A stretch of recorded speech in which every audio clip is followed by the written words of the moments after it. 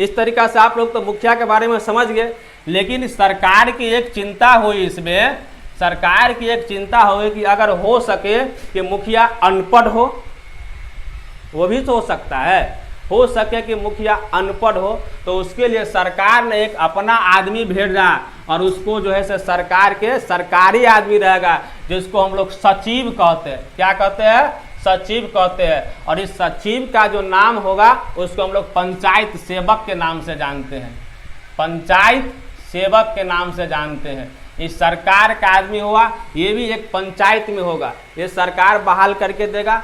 जो मुखिया और पंचायत समिति सेवक के दोनों की सहमति से ही कोनो काम होगा। अगर कोई भी अगर फंड अगर आता है तो जब तक पंचायत सेवक अगर साइन नहीं करेगा तो मुखिया के पास नहीं जा सकता। अगर घटोला भी होता, कमीशन भी अगर आता है तो उसमें पकड़ाएगा तो दोनों जेल जा सकता है। मुखिया के साथ साथ पंचायत सेवक भी जाते हैं, दोनों की सहमति से कुछ होता है। तो इस तरीका से आप तो ये सचिव कहते हैं। तो आपको पूछा कि ग्राम पंचायत का जो प्रमुख होता है वो कौन कहलाएगा? मुखिया। क्वेश्चन सबको याद रखिए, ग्राम पंचायत का जो प्रमुख कौन कहलाएगा? मुखिया। और ग्राम पंचायत का सचिव कौन कहलाएगा? तो पंचायत सेवक, सचिव। इसके लिए 500 की जनसंख्या पर एक वार्ड बना दिया गया, 500 की जनसंख्या पर एक वार्ड बना गया। और आपके पंचायत में जानते होंगे 12, 13, 14 इस प्रकार से 14 या 15 वार्ड शायद रहते हैं। तो 14-15 वार्ड रहते हैं और कुल मिला के 7000 जनसंख्या पर एक पंचायत का स्थापना कर दिया कि 7000 जनसंख्या पर एक पंचायत होगा और जिसमें 15 मेंबर, मैक्सिमम 15 मेंबर वार्ड सदस्य जिसको होगा, जो होगा उसको वार्ड सदस्य कहते हैं। और उस 7000 के पंचायत पर होगा और उस 7000 को जो पंचायत जो होता है उसका जो प्रमुख कहलाएगा वह मुखिया कहलाएगा। तो मुखिया का जो चुनाव होता है वह प्रत्यक्ष रूप से होता है, उसमें जनता वोट देती है, अपने पंचायत में जो वोट देती है। तो 7000 के जनसंख्या पर एक पंचायत होता है। और कुछ गांव में जैसे कि 7000 जनसंख्या नहीं, तो देखेंगे कि जिस गांव में अगर 2000-3000 जनसंख्या है तो उसमें 4 गांव 5 गांव मिला के एक पंचायत लेवल होता है। और कुछ बड़े गांव होते हैं जिसमें 7000 से भी अधिक जनसंख्या होता है, तो उसमें 2 पंचायत एक ही गांव में होता है, जैसे पूर्वी पश्चिमी इस प्रकार से आप लोग सुने होंगे। तो 7000 जनसंख्या पर क्या होगा? एक पंचायत होगा। जो 500 जनसंख्या पर एक वार्ड होता है जिसको हम लोग वार्ड सदस्य कहते हैं। क्या कहते हैं? वार्ड सदस्य कहते हैं। तो वार्ड सदस्य को जो अगर चुनाव लड़ना होगा तो वह कितने जनसंख्या पर लड़ेगा? 500 में। उसको 500 में अपना वोट मांगना है। और 500 में जैसे कि मान चल लीजिए कि एक वार्ड में 5 आदमी खाड़ हो गया तो 101 वोट जिसको आया वो जीत जाएगा। लेकिन मुखिया को पूरे 7000 में वोट मांगना पड़ेगा उसको, पूरे पंचायत में। तो इस प्रकार से आप लोग वार्ड पंच समझ गए कि वार्ड सदस्य 15 वार्ड के मेंबर से मुखिया क्या करेगा? उस ग्रामीण विकास के क्षेत्र को आगे बढ़ाएगा। मुखिया के काम होते हैं जैसे कि ग्रामीण विकास के अंतर्गत जो आते हैं, जैसे कि आपका नल जल योजना हो गया, ग्रामीण सड़क जो हो गया और चिकित्सा के जो सुविधा होते हैं, उस प्रकार के जो ग्रामीण विकास जितने भी होते हैं उन सारे के सारे काम किसको दायित्व होता है? मुखिया को। मुखिया किसके सहायता से करेंगे? तो ये 15 को जो वार्ड मेंबर होता है उनके सहायता से करेंगे। इस तरीका से आप लोग तो मुखिया के बारे में समझ गए। एक चीज और इसमें समझ लेते आगे, जो होता है कि 7000 जनसंख्या पर एक जो होता है न्याय करने के लिए एक सरपंच होता है। क्या होता है? सरपंच होता है। इसी ग्राम पंचायत में एक होता है जो 7000 जनसंख्या पर होता है न्याय के लिए। जैसे कि छोटे मोटे ग्रामीण स्तर पर झगड़ा हो गया, झंझट हो गया, किसी प्रकार की चोरी हो गया छोटे मोटे, तो उसके अपराध के लिए एक सरपंच का पद होता है दोस्तों। किसका पद होता है? सरपंच का भी प्रमुख पद माना जाता है। ये भी 7000 में होगा। कितने हजार में होगा? और इसके भी मेंबर होंगे 15, जिसको हम लोग क्या कहेंगे? वार्ड पंच कहेंगे। क्या कहेंगे? वार्ड पंच। जिस प्रकार से वार्ड सदस्य होता है मुखिया के 15 मेंबर, उसी प्रकार से सरपंच के भी क्या होता है? 15 पंच होते हैं, जिसको हम लोग वार्ड पंच के नाम से जाना जाता है। इसको हम लोग क्या कहते हैं? न्याय है। इसका काम है दोस्तों फैसला करने। जैसे कि ग्रामीण स्तर पर कुछ जो हो जाता है लड़ाई झगड़ा मारपीट छोटे चोरी उरी, तो उसके लिए जो क्या होता है? सरपंच का काम क्या है? फैसला करना, ये अधिकतम 10,000 से ज़्यादा का जुर्माना नहीं कर सकता। इसका अधिकार है मात्र 10,000 के जुर्माना करना। इसके अधिक के मामले सरपंच का पावर नहीं है करना जुर्माना। अब एक चीज़ सरकार ने यहाँ पर भी सोचा कि अगर सरपंच अगर अनपढ़ हो जाएगा तो फिर क्या होगा, जुर्माना रहेगा 500 का, जुर्माना रहेगा 2 कर्ची का, और कह देगा इसको मन करता फांसी दे दे। तो उसके लिए सरकार ने क्या सोचा, वो अपने तरफ से एक सरकार का आदमी रखता है जिसको हम लोग न्याय मित्र कहते हैं, न्यायाधीश जिसको कहते हैं न्यायाधीश।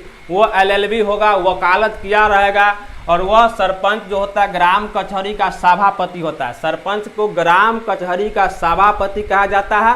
और ग्राम पंचायत का जो प्रमुख होता है मुखिया। यहाँ से आपका 2 क्वेश्चन निकल रहा है, ग्राम कचहरी अगर पूछे तो सरपंच, और ग्राम पंचायत कहेगा तो मुखिया मान लीजिएगा। तो उसके लिए भी एक सरकारी आदमी वकील होगा, LLB किया रहेगा। वहाँ जो पंचायत होगा तो वो सरपंच के बगल में रहता है। अगर किसी प्रकार के अपराध होते हैं, तो जैसे कि छोटा अपराध कर लिया कोई, तो सरपंच कह दिया इसको फांसी टांग देंगे, तो बगल में जो रहेगा न्यायमित्र न्यायाधीश, उसको कान में कहेगा सरपंच साहब ये आपको 200 से बेसी का जुर्माना नहीं है, ये तो 200 का है। समझ गए, मुखिया सर समझ गए, सरपंच समझ गए। अब होता है प्रखंड स्तर पर, जिसको हम लोग क्या कहते हैं, पंचायत समिति कहते हैं। तो पंचायत समिति एक समझ लेते हैं। पंचायत समिति जिसको हम लोग कहते हैं वो प्रखंड स्तर पर होता है। प्रखंड स्तर पर क्या होता है, पंचायत समिति। ये आपको कितने जनसंख्या पर होगा दोस्तों, ये मात्र 5,000 पर होगा। 5,000 जनसंख्या पर एक पंचायत समिति होगा। और ये पंचायत समिति जीतकर एक अपने अध्यक्ष का निर्माण करेगा, जिसको हम लोग क्या कहेंगे, प्रमुख कहेंगे। तो प्रमुख का जो चुनाव होता है वह प्रत्यक्ष रूप से होगा कि अप्रत्यक्ष रूप से। तो अप्रत्यक्ष रूप से प्रमुख का जो चुनाव करते हैं जीते हुए पंचायत समिति के सदस्य अपने में कर लेते हैं। लेकिन पंचायत समिति को जीतने के लिए आपको 5,000 जनसंख्या में प्रत्यक्ष रूप से उसको जीतना पड़ेगा। तो पंचायत समिति का अध्यक्ष कहेगा तो उस क्या कहेंगे, प्रमुख कहेंगे। क्या कहेंगे जी, प्रमुख कहेंगे। आप यहाँ पर ये भी समझ गए, ये प्रखंड स्तर पर होता है। क्यों स्तर पर होता है, प्रखंड स्तर पर होता है। और इसके लिए जो सरकार के सामने से जो इसके लेवल का जो आदमी आएगा उसी को हम लोग क्या कहते हैं, BDO कहते हैं। क्या कहते हैं जी, BDO, ब्लॉक डेवलपमेंट ऑफिसर होते हैं, प्रखंड विकास पदाधिकारी इसको कहते हैं। इसके लेवल का होता है, दोनों का गद्दा समान रहेगा, दोनों का कुर्सी समान, जैसा कुर्सी इसका जैसा कुर्सी इसका। हो सके तो प्रमुख का कुर्सी अच्छा रहता है, BDO तो पढ़ा लिखा रहता है, परीक्षा पास करके बनता है। ये जो होता है लोकतंत्र से जीत के जाता है। अब आपको पूछते एक क्वेश्चन पूछते कि ब्लॉक में झंडा कौन फहराता है, BDO फहराता है कि प्रमुख फहराता है, जल्दी बताइए। BDO के प्रमुख, तो फहराना तो चाहिए BDO को, क्योंकि बहुत सारे पढ़ लिख के BDO बनते हैं। BPSC सब लेवल का एग्जाम पास करना पड़ता है, उसके बाद BDO बनता है। लेकिन प्रमुख फहराता, क्यों, क्योंकि हमारा देश लोकतांत्रिक है, इसीलिए प्रमुख फहराता है। BDO कहता है आप जन गण गाइए, हम झंडा फहराते हैं। तो ब्लॉक में झंडा कौन फहराता है, प्रमुख फहराता है। तो आप लोग प्रखंड स्तर पर ही समझ गए। आप समझ लेते हैं जिला स्तर पर जो होता है, तो जिला स्तर पर होता है उसको हम क्या कहते हैं, जिला परिषद कहते हैं। देख लीजिए, जिला स्तर पर जो होता है, जिला स्तर पर क्या कहते हैं, जिला परिषद।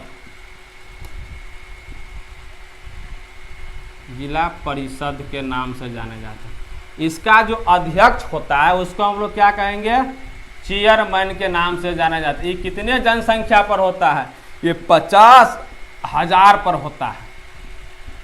50,000 पर एक जिला परिषद का सदस्य होता है।